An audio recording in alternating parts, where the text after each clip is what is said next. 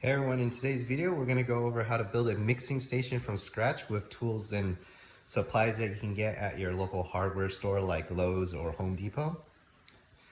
First, let's go over the tools that you'll need to build this. You'll need a drill. You don't have to have three like me, but you can have a single one and just switch out the drill bit. You're going to need a drill bit for the pilot holes for the screws. I use these Deck Plus screws 10x3. They're really good for going through two 2x4s.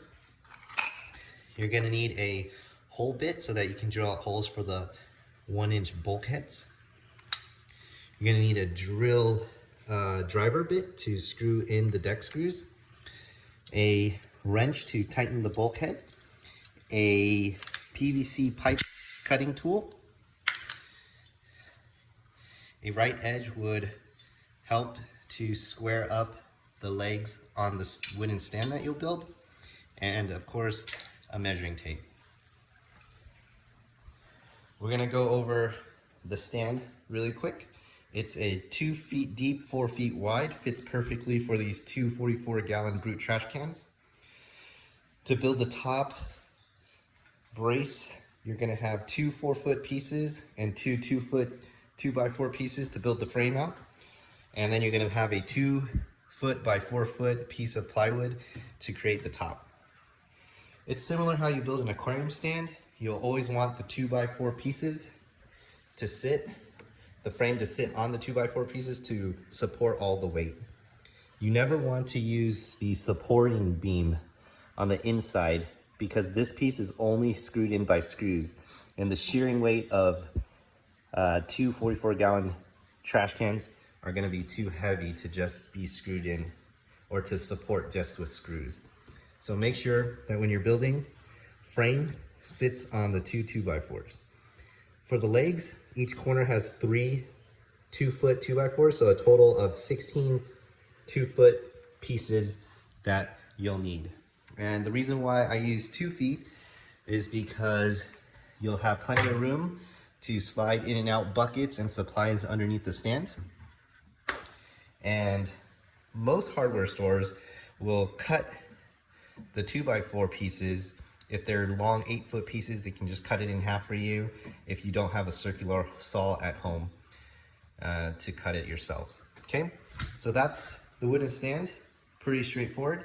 Let's go over the plumbing pieces that are required. This is all just standard 1-inch PVC pipe, fairly cheap at the hardware store. You have your 1-inch ball valves, your 1-inch unions, and obviously the T-fittings and the elbow fittings.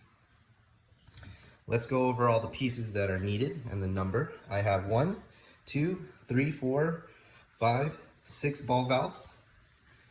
I have 1, 2, 3, 4, 5, 6, 7, 8, 9 1-inch elbows. I have 1, 2, 3, 4, and 5 1-inch T's, and that completes the plumbing pieces. The measuring tape is useful because you're going to measure out all the lengths and pieces of all your PVC pipe, cut them to size with your PVC cutter, and then glue them together. Now, a tip for you guys before you start is sit your external pump on the table and measure where the hole is for the input. You will want to make sure that this hole is at the same height of where you'll drill your bulkhead, 1-inch bulkhead in. It's very important to keep everything level and at the same height. Okay, moving on. I just want to talk about how the plumbing is put together and what all the ball valves are used for. On the left side, you have your RODI water filling up with your RODI unit. And on the right side is your saltwater bin. To get your RODI water into your saltwater bin, you will open up this valve, and you're going to open up this valve and then turn on your pump. At this point, it will drain the RODI side and it will pump water into your saltwater bin. Once you're done with that, close this valve and then open this valve.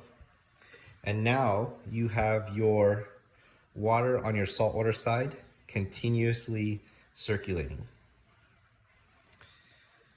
Inside of the saltwater side, I created this contraption where it comes out, and then down there, it's kind of a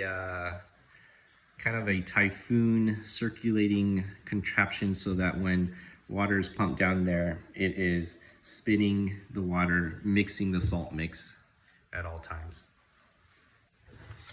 Now, the pump that I use is a Lifeguard Aquatics 6000 Pro. It's 1,800 gallons per hour, and it's the biggest one that they make.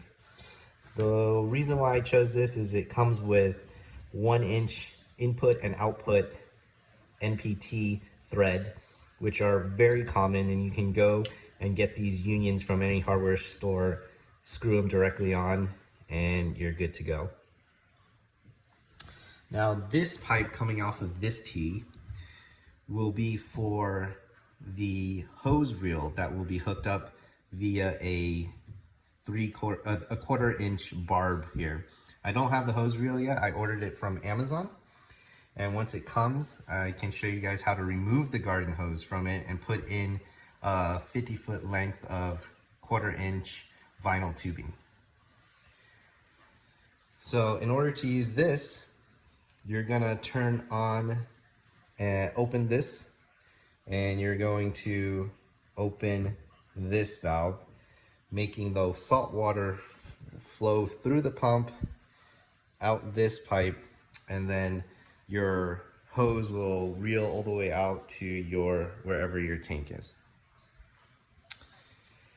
Now, if you don't want to use the pump to push the water, salt water out, I did split the bin with the T-fitting to the right side with another valve.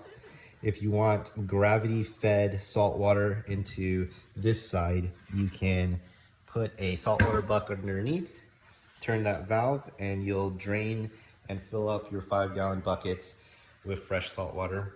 You can do the same exact thing on the RODI side. Open that valve and you'll gravity drain RODI water for whatever reason that you need it for.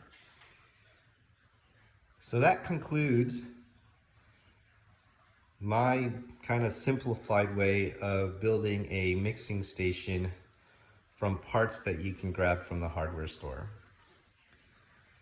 minus the pump. I got that from Amazon, and they run about $115. You can get a lesser or smaller size one for $60 or $70 if you don't need it to pump this fitting far. I mean, this pump is 1,800 gallons per hour. It can definitely push a lot of water, at least 50 feet of vinyl tubing. And yeah, if you guys have any questions, make sure you hit me up on Instagram, and I can help you, guide you guys through building one of these very easy mixing stations yourself. This whole setup right here took me, 2.5 hours this afternoon to put it all together. Great, guys. So, another tip before I leave you guys is make sure you dry fit all of your PVC pipe first, and then once everything is perfectly fitted, you can then use PVC glue to put everything together. Make sure you use the primer and the cement together so you have a nice waterproof connection and you don't have to deal with any leaks. For the threaded portions of the union, I would recommend using plumbing tape. Go around the thread a few times, so that you have a waterproof connection. Other than that, guys, I will leave it up to you guys to build your own saltwater mixing station. I hope you guys get some inspiration from this, and once again, let me know what you guys think.